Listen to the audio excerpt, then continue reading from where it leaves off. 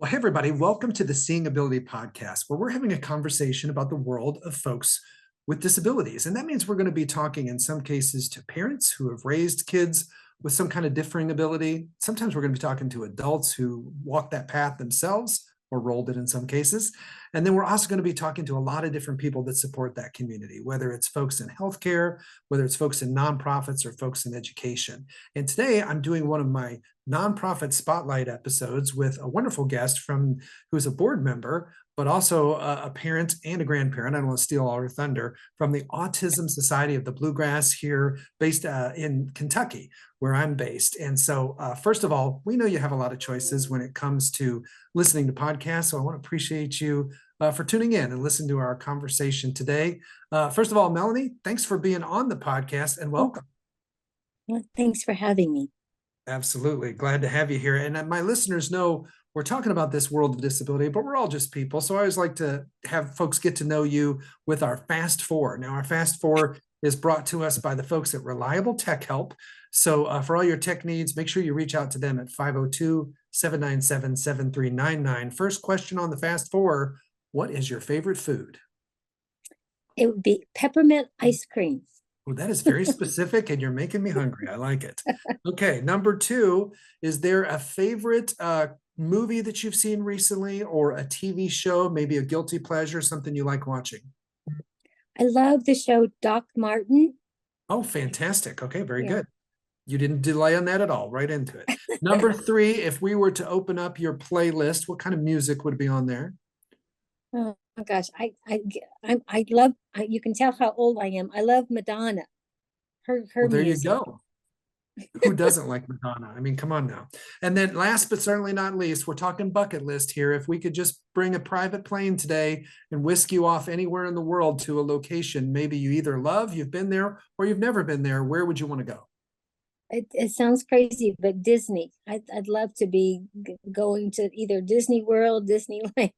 Disney World, Disneyland. I mean, that doesn't sound crazy at all. I love me some Disney. Fantastic. And if you Disney folks are listening, there you go. A favor to you right there, Disney. All right. Well, let's talk a little bit about, I said in the intro that you're a board member, super involved with the Autism Society of the Bluegrass, but you're also, I think you told me before, you're a biological parent, you're an foster adoptive parent, and now you're a grandparent. So tell us a little bit of your backstory that got you into this world of people who have differing abilities. Okay. Well, my husband and I, we've been together a long time. Was our 48th anniversary the other day, and when we were first married, we worked hard to not get pregnant.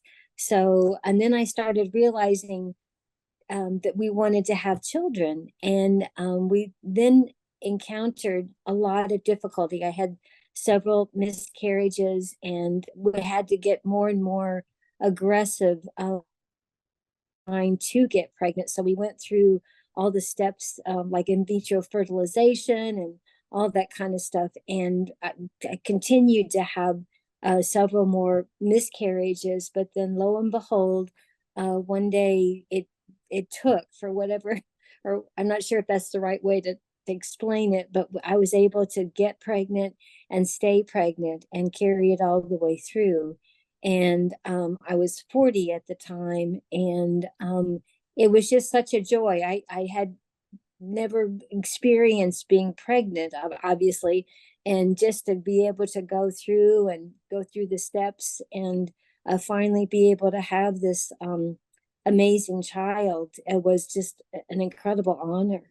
And And so that's, you're speaking of Jay, correctly? that's Jay.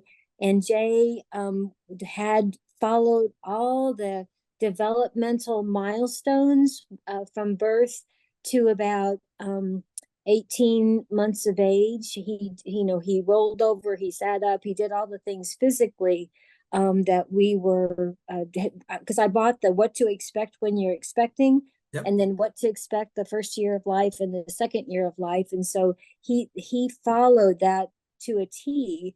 It was only when we had our 18 months of doctor's appointment that he still did not have any language. He was physically on track, but no language. And so we began to have a conversation, and this is back in the 90s.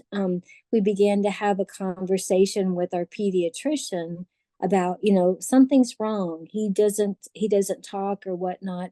And that our doctor then had been trained during a time when the incidence rate of autism was 1 in 10,000. Oh my And goodness. so, and so it wasn't really a part of his uh, perspective. They might Sure. have had a hour lecture on it in med school. And so he began to say, well, there's a possibility. That's the first time that I had ever heard the autism world. And so we came out of the doctor's office, and I put this beautiful child back in his car seat, and we proceeded to go to the medical bookstore and I looked up what autism was. And at that point in time, there was just this listing of all these things that went along with it. And I almost like passed out in the bookstore Yeah. as I was reading about it. But then when I went back and got back in the car and turned around and looked at this beautiful child, and he still is a beautiful individual. It just was, it was so cathartic, because I'm like, he has so many good things about him, and we were so blessed to have him. That excuse me, that sorry, I cry at the drop of a hat, so please forgive me. There's But no forgiving. It's an emotional journey, and yeah, it's a few uh, years ago, but it's like it was yesterday in terms of how yeah. you feel.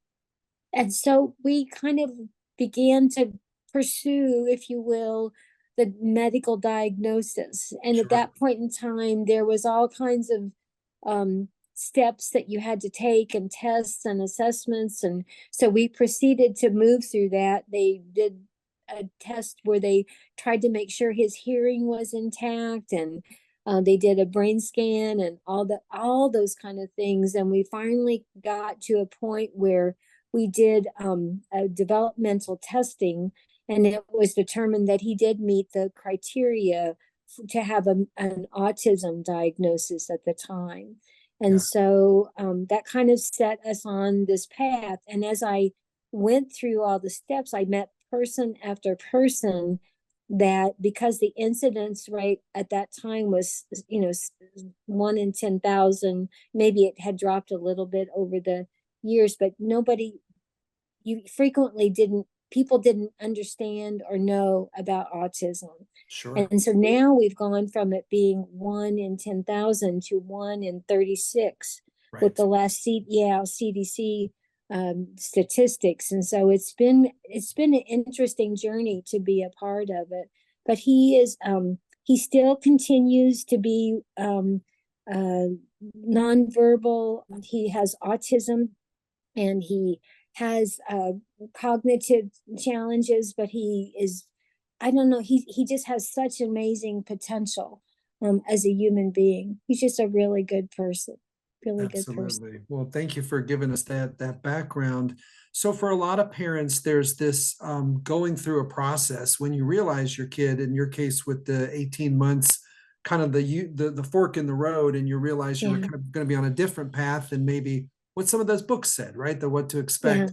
How Hmm. was that like? I mean, I know obviously it's emotional. How was that like for you? And as with your work on the board, working with other families, what did you take away now looking back, and in terms of advice for parents on how to kind of like work through those emotions, that life is going Yeah, to be different, and figure out a way to move forward even though it's different? yeah. And I have to also mention that I had the honor of working at University of Kentucky Healthcare Developmental Pediatrics, where I worked with physicians and nurse practitioners who assessed and gave that medical diagnosis. And Gotcha. so that was that's been an experience years later that was very um, I just kind of relived, what we experienced. Because one thing that when we finally got this this autism diagnosis, the things that went through my mind is, what will his life be like? What will happen to him after I'm gone? will he be ever able to talk? Will he be ever be able to work, have friends, just be a part of the community? And Absolutely. so that angst, if you will, Hmm. just went through. And it's not that I didn't, because I celebrate him as a human being. He's just, even, when he was first diagnosed, he's this neat kid. Right. um, but it's not that I was unhappy. I felt so blessed to have a child like this. But it's this kind of, okay, what will the future look like? What Yeah. is he going to be okay? And I think every parent has those concerns and fears, because they just love these little beings to the moon, and they just want to make sure that they're going to be able to, have a job and be educated, and do all the things that have brought pleasure and happiness to you as me as an individual, in the future. Yeah, So and you had those competing things of like the joy, especially taking a little longer to get pregnant. yes. So you're celebrating the joy. You appreciate it. I mean, all parents Yeah, do, but having a longer journey to get to have a child, obviously you appreciate it even more, yeah, juxtaposed with that very natural worry of like, what's this going to mean for him? yeah, So those yeah. two things. So any advice on parents of how to deal with those emotions and then move through it? Well, I think that what really helped me was to become a part of a community. And Mhm. so obviously I read a lot. I, gathered resources. I just tried to reach out and get as much information as I could.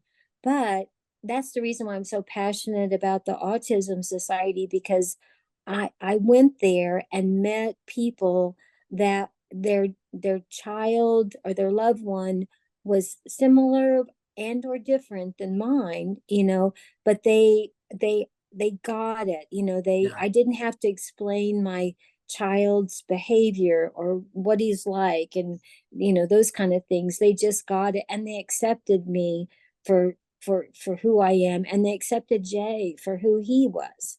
And so Absolutely. that being a part of any community becomes, I think, important, because we don't necessarily have the answers to all the issues and needs and concerns, but you're connected in some way, and and I have friends that I've had friendships for like 25 years, that I met when I very first went to my first meeting, that I seek them out for advice and support, and also when I have a new worry or a new concern in terms of what the future might hold.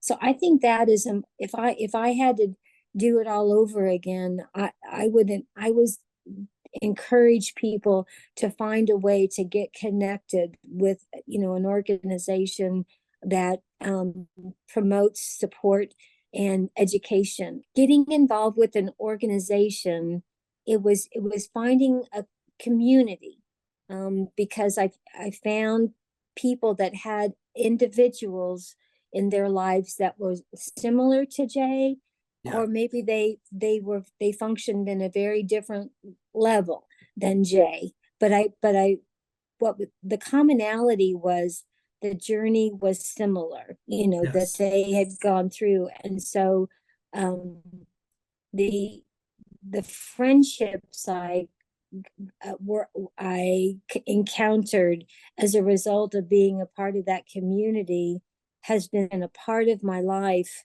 for 25 years, because these are just really great people. And we don't always agree on everything, but they're always a part of my community. And that has been um, a godsend in many ways. Yeah, I love what you said about the fact that they accepted you, number one. Yeah, They accepted Jay, number two, no yeah, judgment, a judgment-free yeah. zone. And then I think you use the words they got it. They get it. Yeah, That they get, yeah, so there's that natural friendship and that bond because you're all kind of like you said, very different. I think it's yeah. very accurate to say if you've met a child with autism, you've met a child with A autism, right? child, They're yeah, they're they're all different, but yet the journey is so similar. I thank you for sharing yeah. that. I think that's really good advice, that whole building of the village. Now, you must have enjoyed this parenting thing because you got around two there. So tell us about that with Well, Jesse.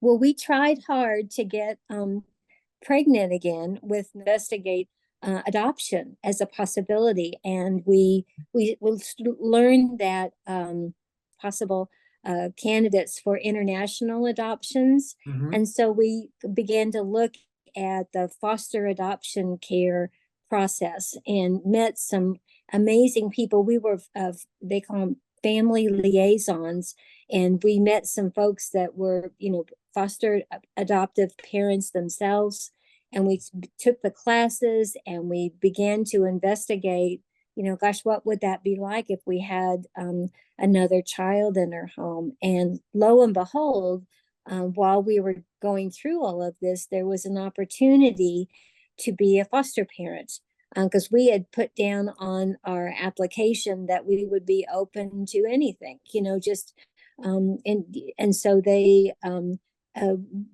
let us take home, be foster parents to a child at 3 days old, that had prenatal drug and alcohol exposure. Mm, And okay. so we did that, and he's been a part of my life, my heart, ever since. He's just a very neat young man. And he is he's 24 now, and he has just done amazing things. He has studied and become a welder, Oh, and he wow. works with his hands, and he has just a really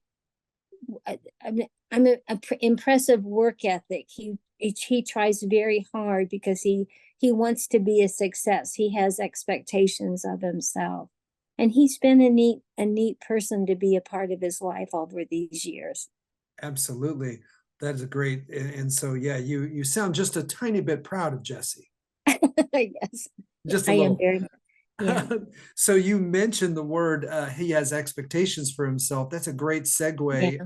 It's almost like you read my notes here into this balancing act parents face. Any parent, you've got on one end of the spectrum, kind of your helicopter parent. On the other end, your parent that Mhm. says, "Hey, they're going to learn by falling and learning how to get back up." But that is a Yeah. little complicated when you've got kids like Jay and Jesse who are already facing extra obstacles.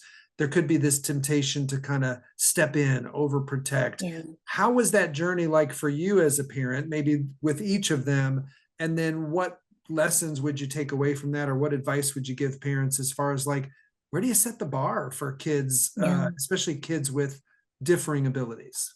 Well, with Jay, I think because I think I was very protective of him because we had some challenging experiences through the school district, Mhm. because he was nonverbal, and I could never tell if he was being treated inappropriately or not. Sure.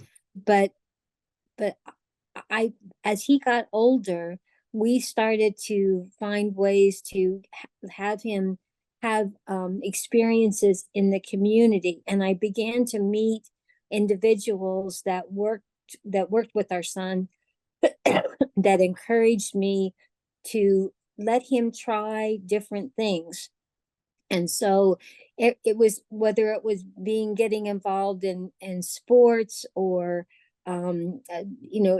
social activities, things like that.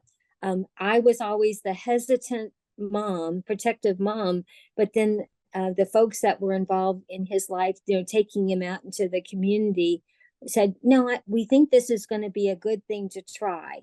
And Yeah. lo and behold, the wisdom of these young people, Jay has grown and blossomed as a result of that community of people being around him. And so, um, taking wisdom from others was important for me, because I think if I had my druthers, I would have always kept them at home and sheltered. But when I allowed this to happen, so he could experience, going to dances, and going to social events, and working, and doing things like that, he has just exceeded my my expectations in terms of what his potential is.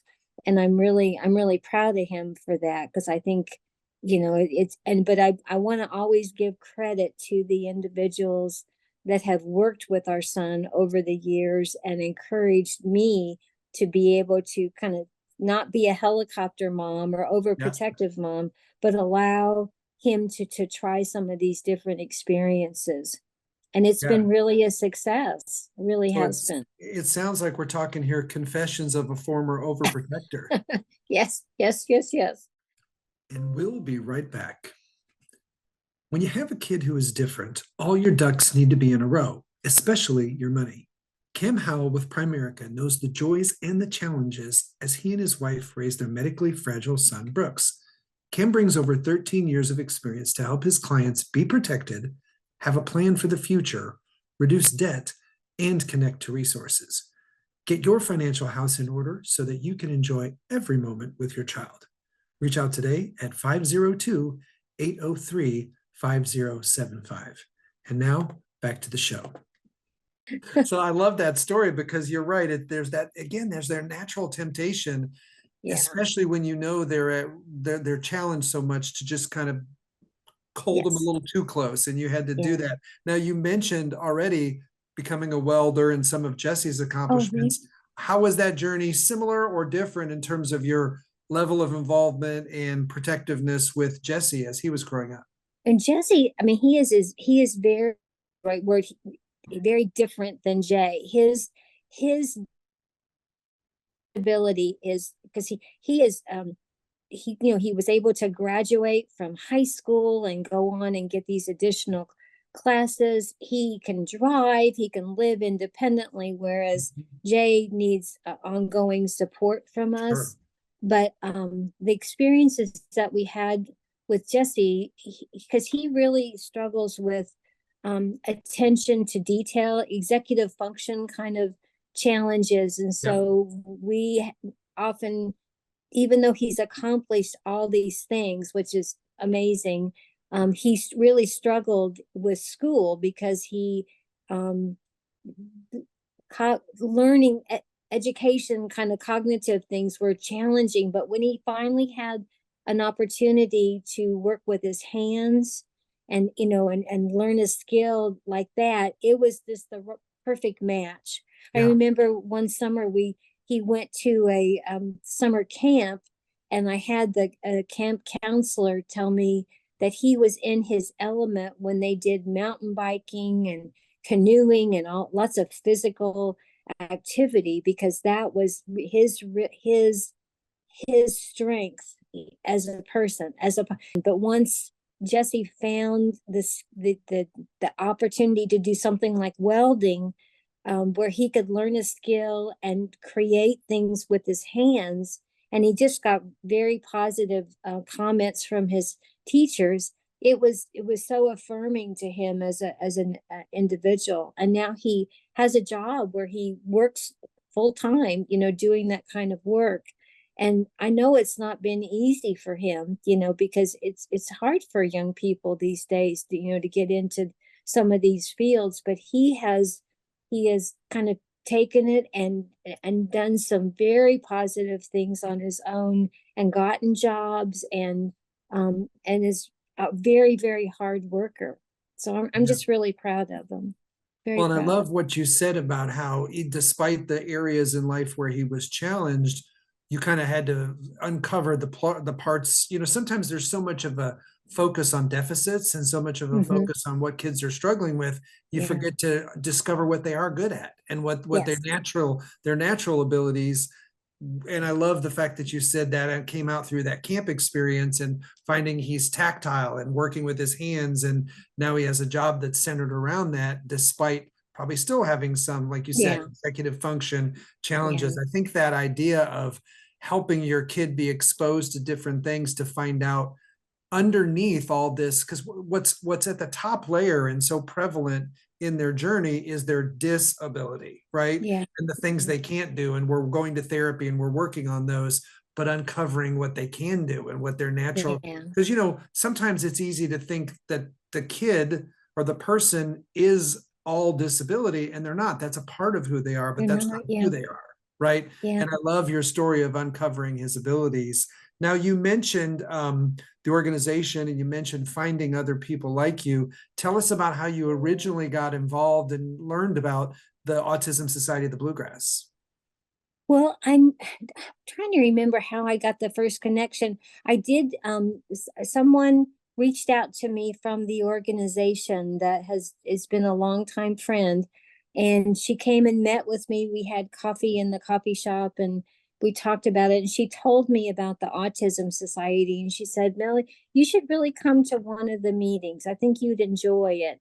And so I did, and I walked into the room, where everybody was at, and I was just immediately greeted by people that had brought their children with them, and some of the kids were rolling on the ground or doing something like a visual stemming with a pencil or something to keep them occupied, or they had their DVD player in Yep. front of them, you name it, or they had noise canceling headphones on, and they were all unique, they were all different, but I just felt welcomed Yeah, by everybody, and I brought Jay too, and they just welcomed him. It's like he was a part of the group, and I found out about it, word of mouth. sure. And so and years later, when I worked in developmental peds, I was always trying to make sure that a parent or a caregiver get connected with somebody, some organization. It didn't have to be the Autism Society. I love it if they would, but just getting connected with an organization or a group, so they've got a community of people that they can connect with, on a regular basis. And now with social media being so different than it was 30 years ago, Sure. people are Facebook friends, or they do things in that way, as well as attend meetings and whatnot. But it has been just I love the approach, the philosophy that the group holds, because we have members on our board. We have people that have autism themselves. They call them self advocates. Uh-huh. We have biological parents. We have parents that have actually adopted Hmm. children, and they have, the group is, we're all volunteer, and so we just want to find a way to give back to others, because we know how much it meant to us to have that a community that might be a community they might want to get involved with, so Yeah. and we have a walk once a year, and we have monthly meetings that we put on Facebook or YouTube, and so it's just a way to kind of celebrate and make sure that everybody's needs are met. Yeah, So absolutely. Well, it sounds like you might have enjoyed it because you're on the board now. So you're, yes. you're one of the big head honchos of that No, group. I love it. well, I don't know. I'm just I'm one of the members, and they let me be responsible for scheduling the topics for the meetings. And so we have the last Monday of the month, and it's either virtual or in person. Yep. And it's been a fun experience to be involved with. I love it. So Now, if folks wanted to find out more about the Autism Society of the Bluegrass, where would they go? we have a face no a website. It's www.asbg.org, and that's AS, our main website. okay, so ASBG for Autism Society of the Bluegrass Right. dot And org. just so you know, we're a formal chapter of the Autism Society of America. And so Fantastic. we follow the approach, the philosophy of that group, and it's mainly, we don't provide any direct services. Right. It's mainly to provide support and education for families on the journey. Fantastic. Well, I feel like I could talk to you for hours. We try intentionally to keep our episodes a little short, but I always like to kind of wrap up by asking folks, let's say, and you probably had this experience, or maybe you haven't. Let's say we were working with a children's hospital and they wanted to bring you in as a guest speaker. They had kids with a variety of different kind of diagnosis, families, parents, they're all maybe kids under the age of 5. You're taking the podium and they say, okay, Melanie, give us your 3 to 4 keys to success as a parent that'll help you along this journey, what would they be? Wow, that's a great question. I think that having to try to be a positive and upbeat, um, to always be aware of ongoing safety concerns, whether it be a physical challenge. You have to be very uh, proactive and cognizant of maybe some challenges that might accompany the disability. And I also think just go one day at a time, and celebrate that, because these are amazing people, regardless of physical and or cognitive challenges. They bring such gifts to the world, and we need to celebrate that. Yeah, So absolutely. Well, those are really good keys. Well, again, thank you so much for being here, telling us a little bit about your story and telling us about the Autism Society of the Bluegrass. Again, I know you got a lot of choices when it comes to listening. We appreciate you tuning in today. And we're still a bit of a best kept secret. So we could need help from our listeners to go to our Facebook page. Just go to seeingability.com or the Seeing Ability Podcast Facebook page, like the page, follow the page, like the post of this or other episodes, and please share them with anybody that you think could benefit from listening to this podcast. And also, we want to hear from you. If you've got a family or maybe an adult who's traveled this path growing up with a disability that you think would make a great podcast guest, please contact me on the Facebook page. And also, if you have a nonprofit anywhere in the US that's doing great work, like the folks at the Autism Society of the Bluegrass, we want to shine a spotlight on those nonprofits. So we would love your ideas. Melanie, thank you so much for being here. thank you for having me. I appreciate that. All right, everybody. We'll see you next time.